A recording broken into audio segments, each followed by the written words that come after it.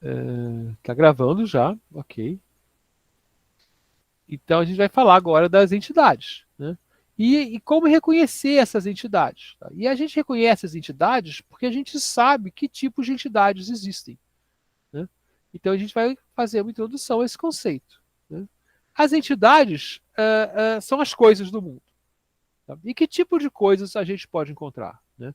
Então, uma entidade é uma pessoa, objeto, local, animal, acontecimento, organização ou uma ideia abstrata qualquer sobre o qual o sistema deve lembrar. Tá? Uma entidade é basicamente a mesma coisa que uma classe, ela é uma classe de objetos, concretos ou abstratos, né?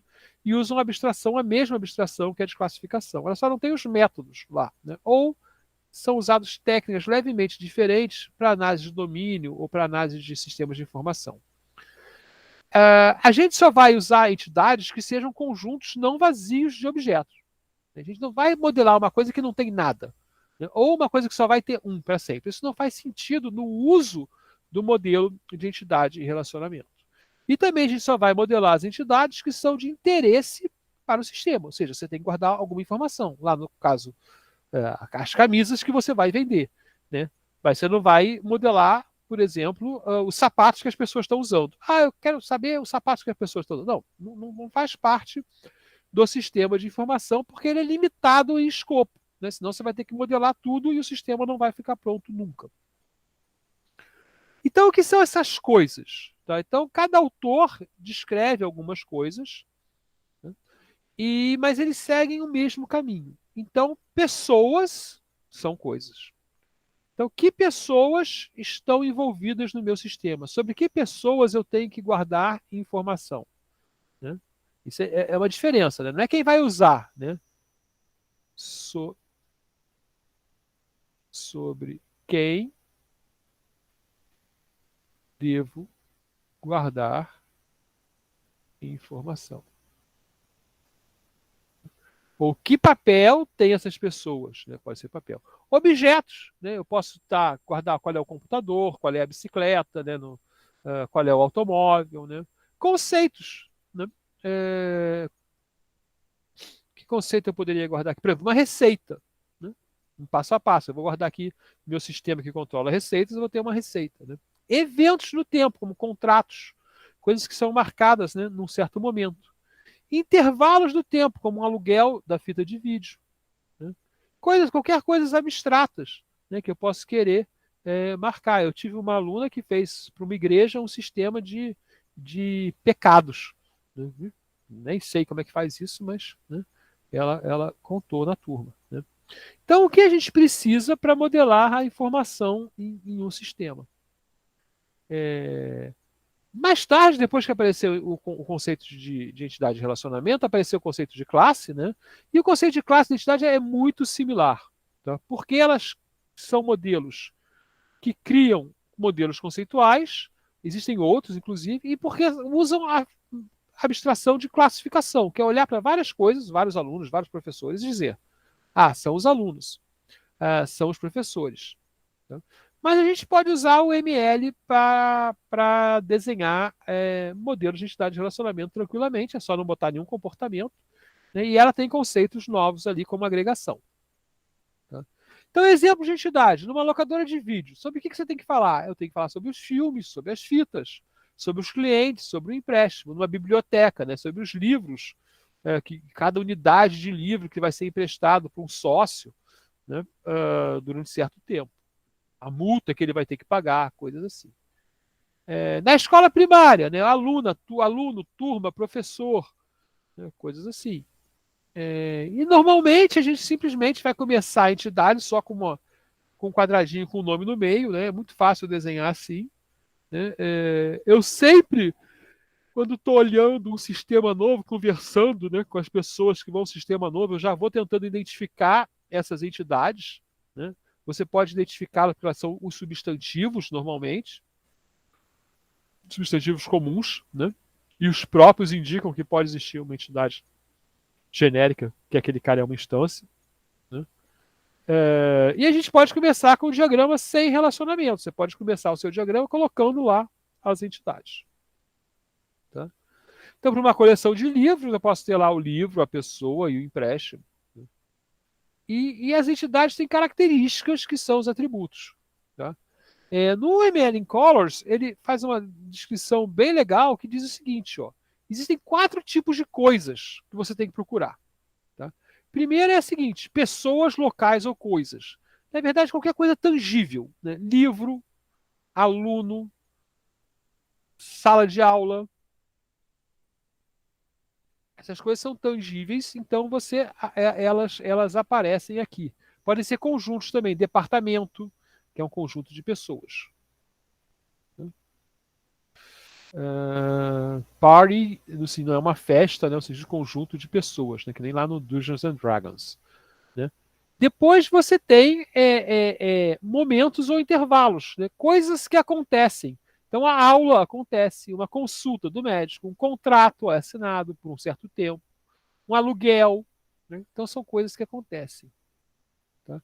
E as pessoas, coisas ou grupos ou lugares, elas assumem papel naquele momento que as coisas acontecem. Tá? Então tem um caminho assim, né, nesse evento aqui que vai acontecer, eu tenho um papel. Então a ideia é que qualquer sistema vai ter conjuntinhos do tipo pessoa, comprador, pessoa vendedor, contrato de compra e venda. Né? Eu vou pintar.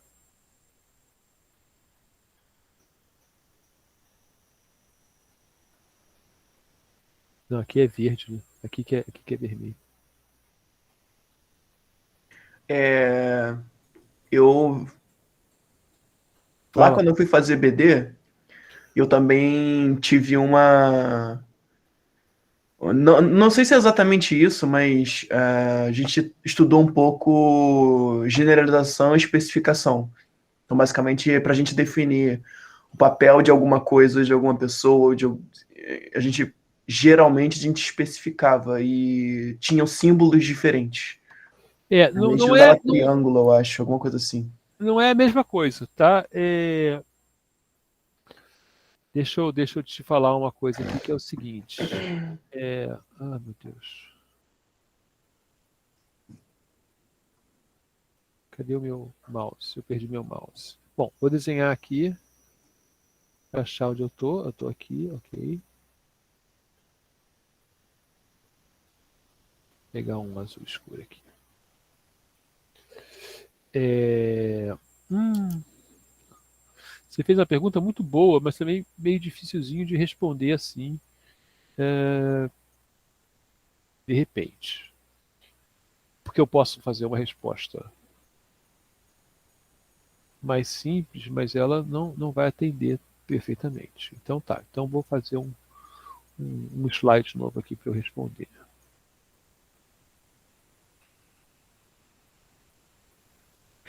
Só um minutinho aqui, que é o Schleimer, que é outro autor, ele fala: objetos tangíveis, papéis, eles separam eventos de interações, que são coisas que acontecem entre pessoas, tá? E especificações. Especificação e descrição é a mesma coisa, e são tipos de coisas. Então, por exemplo, se você quer falar sobre carros, vai ter marcas, né? São descrições ou especificações. Então, isso aqui entra como um explicador, de certa maneira, de alguns atributos, para garantir que os atributos não variam muito. Tá? Tá, então, o negócio é aqui, é o seguinte. É...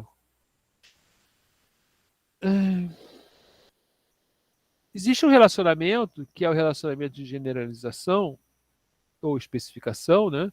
Que aparece na orientação objeto, que é o relacionamento de herança, que diz o seguinte: olha, eu tenho aqui um funcionário, por exemplo, acontece na UFRJ, né?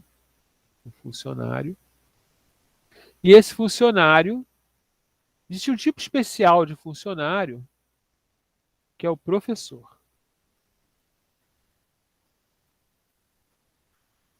Okay? Em especial, eu posso ter outro modelo ali de casos de uso, né? Onde o funcionário pode, por exemplo, cadastrar turma e o professor, mas só o professor pode dar nota. Mas isso aqui a gente, né, para quem aprendeu ali, no caso de uso. Né? Então isso aqui é uma história, ok? Outra história é a seguinte, se você for estudar modelagem conceitual, você vai descobrir que o mundo, um pedaço do mundo, algumas coisas do mundo, elas se dividem em kinds, são coisas que existem. Né? E aqui eu não me lembro bem, mas são as outras coisas. Né? E os kinds, eles têm lá os subkinds.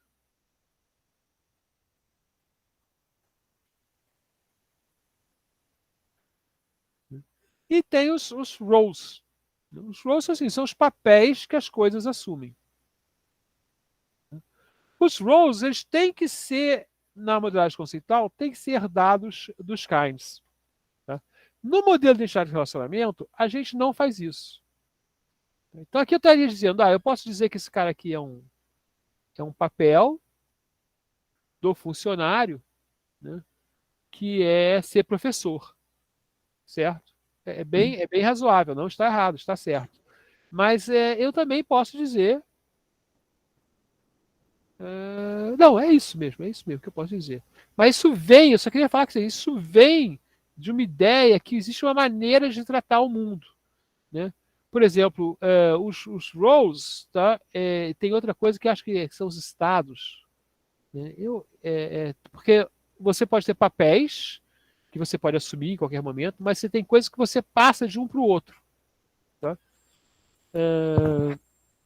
Por exemplo, você é criança, aí você vira adolescente, aí você vira adulto.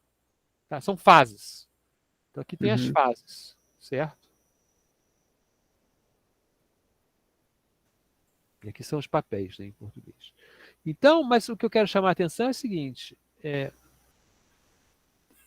existem várias maneiras de modelar a relação de um papel com a coisa. Tá? O professor, não sei quem foi, foi a Maria Luísa, por exemplo, não sei quem foi. O professor que te ensinou isso, ele estava provavelmente pensando nesse contexto. Isso é uma coisa que alguns professores usam aqui no Brasil. Tem um livro do Guizard que é sobre isso, todo mundo gosta do Guizard. É bem legal, mas é mais difícil seguir essas regras. Tá? Essas regras são regras formais que obrigam você a colocar coisas para o modelo ficar mais explícito. Tá bom? Uhum. E uma delas todo role é um papel. Todo papel ele é herdado de um kind ou de um subkind. Tá? Uhum. Aqui é uma coisa mais informal, tá? Não tem um modelo formal por trás disso. Ele fala o seguinte: olha só, geralmente você tem coisas e você tem intervalos, e essas coisas, para participar dos intervalos, dos momentos, dessas interações, que é tudo isso aqui, né? São interações. Então, essas coisas, para participar das interações, elas assumem papéis. É mais um rule of the thumb, né? Mais uma regra, mas não é uma regra, não é trabalhado formalmente. Aqui, nesse contexto aqui de modelo conceitual, modelagem conceitual, fundacional, né, tem um modelo por trás que te diz, olha, você tem que seguir essas regrinhas aqui. Tá? Entendi. Que é bom, mas por exemplo, numa empresa, você pode cair numa discussão, não, professor não é papel, professor não sei lá o quê, que não é tão importante essa. E aí, se você for para cá explicar, não, funcionário, quando dá aula, ele é um papel de professor, quando assiste aula, ele é um papel de aluno. Entendeu? Talvez fique mais fácil explicar. Sem discutir muito a lógica, as regras aqui, desse tipo de coisa. Assim, depois que a gente gravar, eu vou ver se eu consigo achar, vou até ligar o software aqui, o livro e te mostrar o desenho disso, tá? Ok. Obrigado, professor. Então a gente faz exigências às entidades para existirem. Primeiro, ela tem que ter um papel único e definido no negócio. Tá? Se você não explica por que aquela entidade está lá, provavelmente você não precisa dela. Né? Espero que o calibre entre logo. Né? Segundo, né, ela precisa ter ao menos um atributo. Ok? É preferível que ela tenha vários.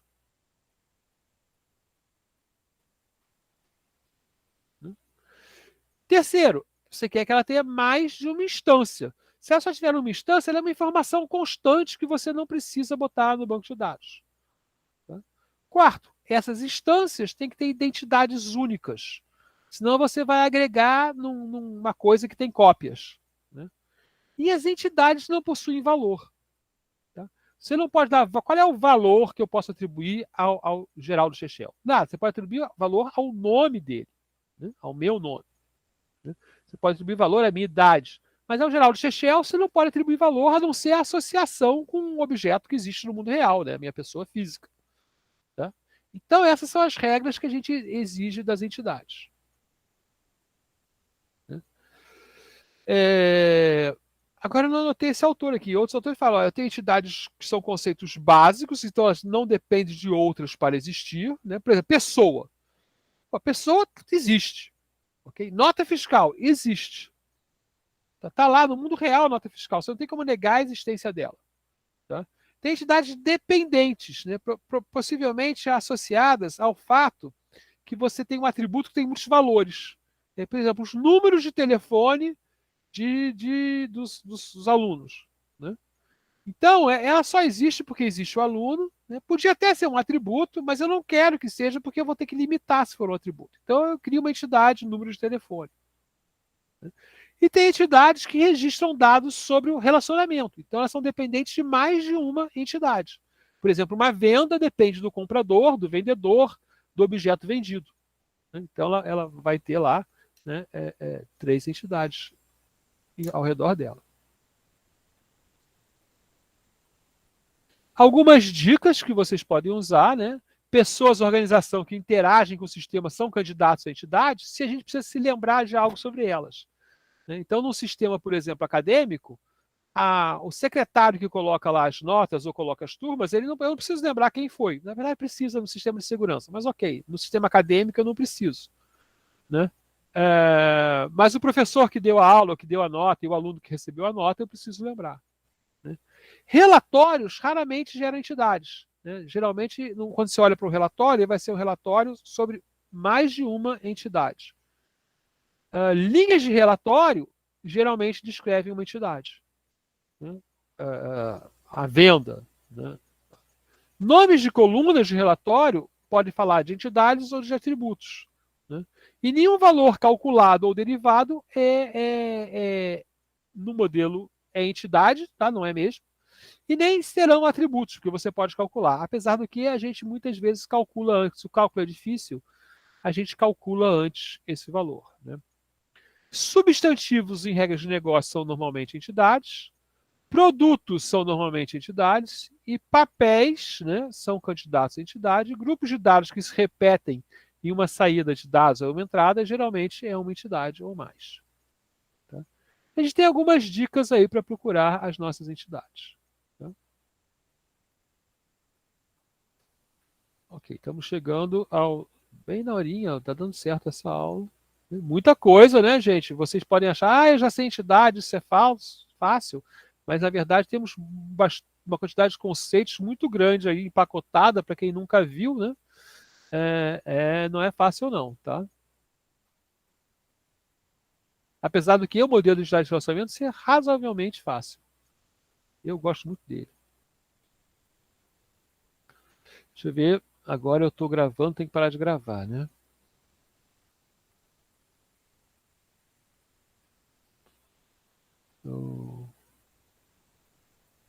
Interromper a gravação.